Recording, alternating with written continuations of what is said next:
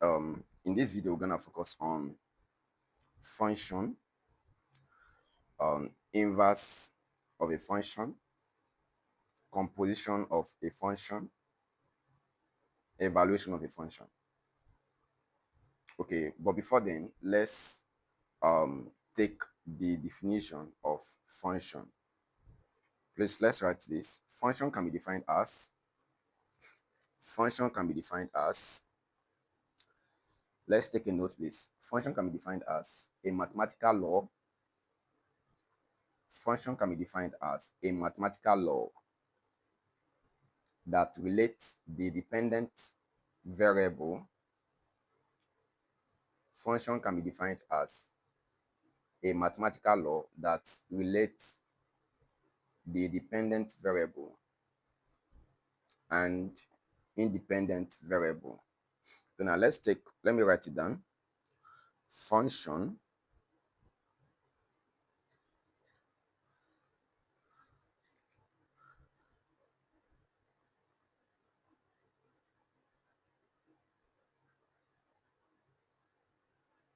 okay, let me write it down here. Function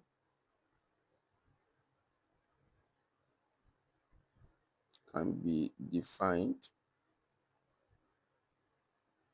as a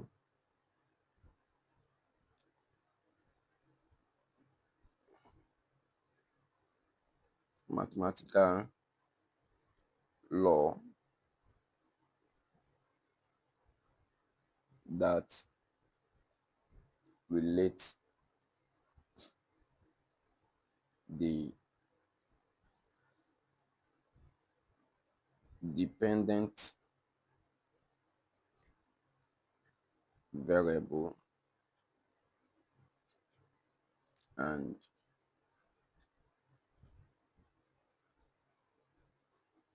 independent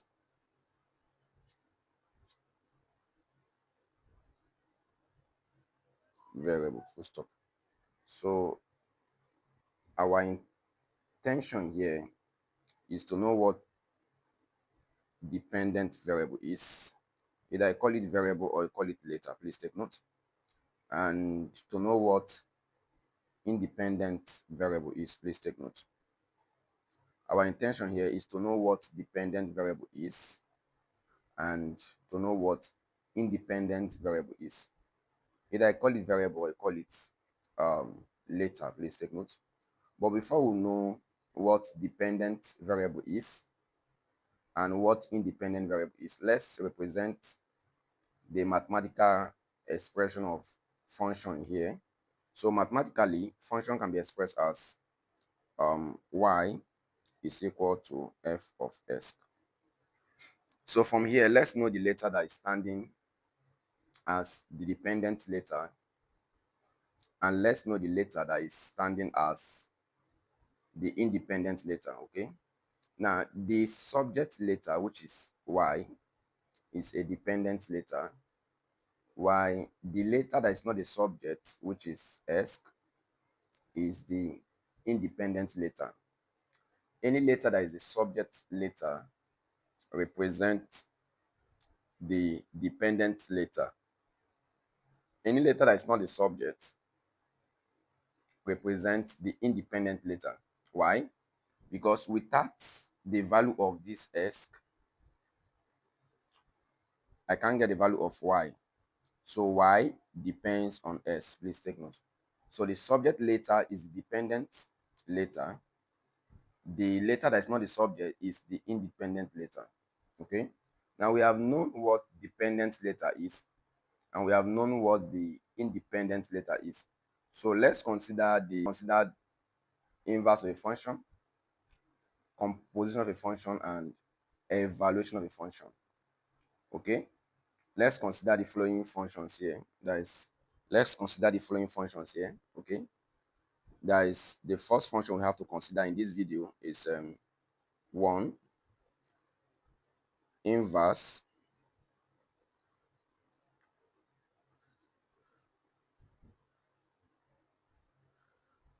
of a function.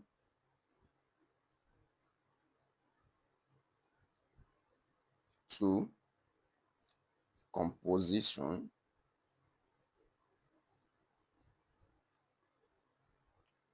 of a function. 3.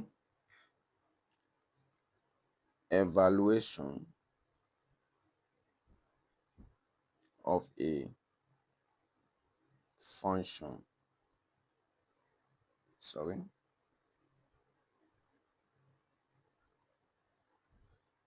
So class, these are the functions I will consider in this particular topic.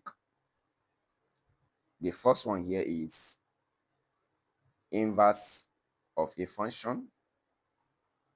The second one here is composition of a function. And the last one in this video will be evaluation of a function. All you have to do is to hit the subscribe button to get the full video on this, okay? Let's consider the first one here, class. Inverse of a function.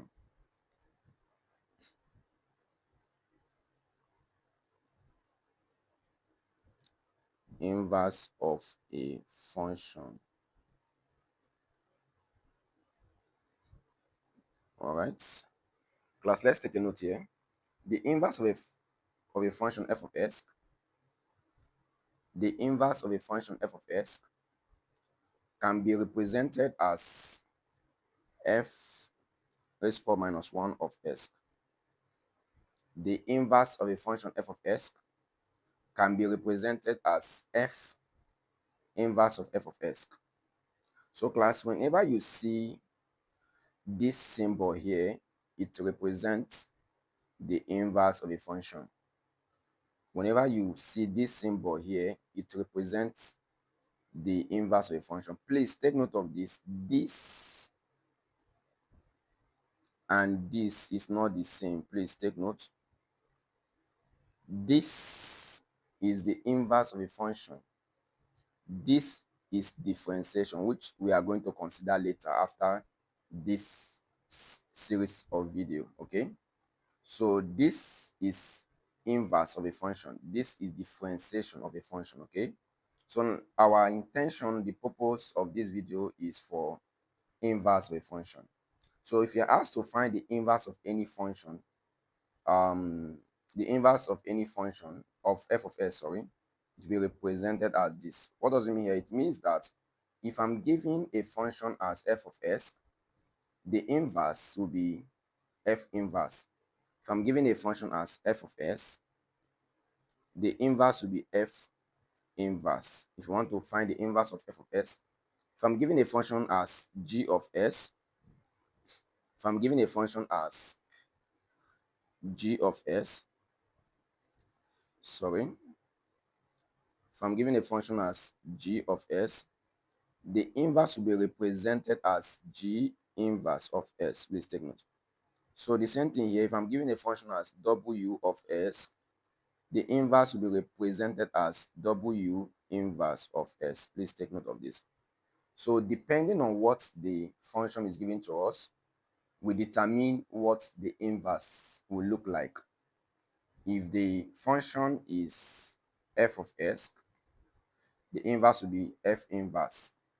If the function is g of s, the inverse would be g inverse. If the function is w of s, the inverse will be w raised to 1 of s. Please take note.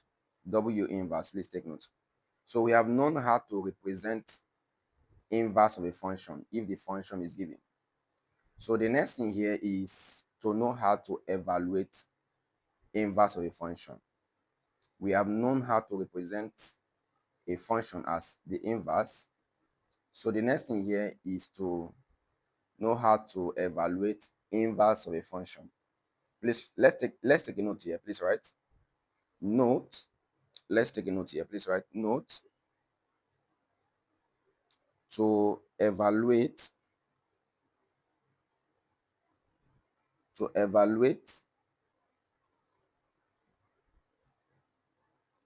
inverse of a function.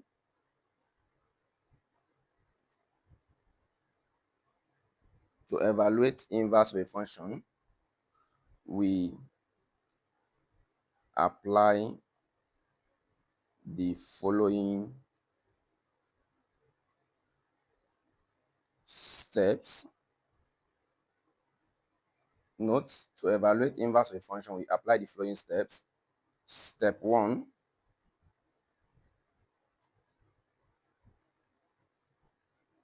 make step 1 step 1 make ask the subject. Step 2, step 2, replace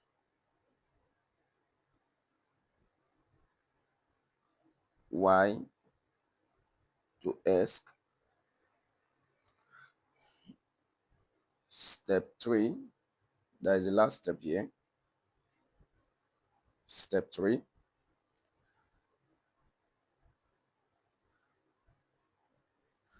replace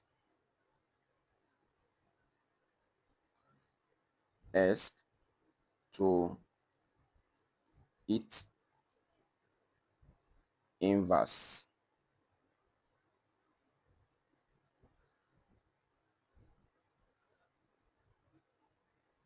The step 1, the first thing you have to do whenever you see a function and you want to find the inverse of that function, the first step here is to make ask the subject formula. After making s the subject formula, anywhere you see y, you replace y as ask. After then, anywhere you see f of s, so anywhere you see ask, you replace that to be the inverse of that function. If the function is f of s, you replace that ask as inverse of ask.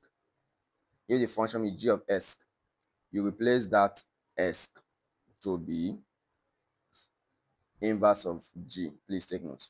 So let's solve a question here to apply these steps, okay? Example 1, please. Let's take example 1 here. Question 1 here. Given that g of s is equal to 2s minus 1, then find g. This question 1 here. Question 1 here. Given that g of s is equal to 2s minus 1, then find g inverse of s, okay? So we have to apply the steps I gave to us. Now we have the equation to be g of s is equal to 2s minus 1. Okay, now the next thing we have to do here, class, is to change this expression here to variable. That means to change this function here, to change this function here, this is a function g of s, okay? To change this g of s to be a variable. So we say that all functions can be defined as this.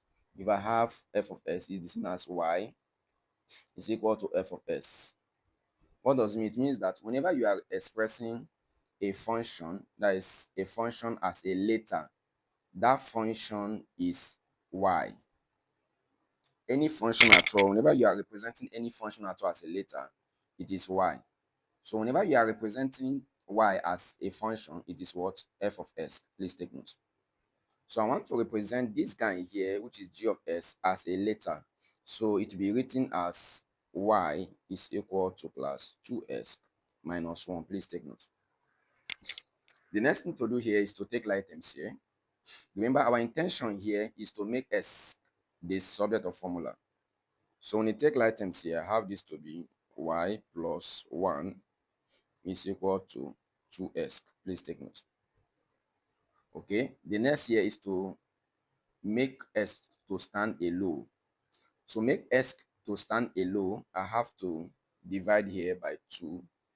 And the law of equation states that anything you apply at the left hand side, you also apply the same thing at the right hand side. Or anything you apply at the right hand side, you also apply it at the left hand side. Please take note. So I will divide here by 2. Please take note. So this will cancel this. I'll be left with class. I'll be left with y plus 1 over 2, sorry, is equal to s. So in mathematics, if I have something like this class, 2 is equal to s is the same as s is equal to 2. There's no change here. So when you apply the same scenario here, we have this to be s to be equal to y plus 1 over 2. Now the first step is to make s the subject. Okay, you can look into the steps I gave to us. The second step, the second step there is to replace y to s. So the next step, that is, this is s. Anywhere I will see y, we replace s plus 1 over 2. So the final steps, remember, is to make s as the function, as the inverse function. So I will have this to be g inverse of s is equal to class s plus 1 over 2. So this is g inverse.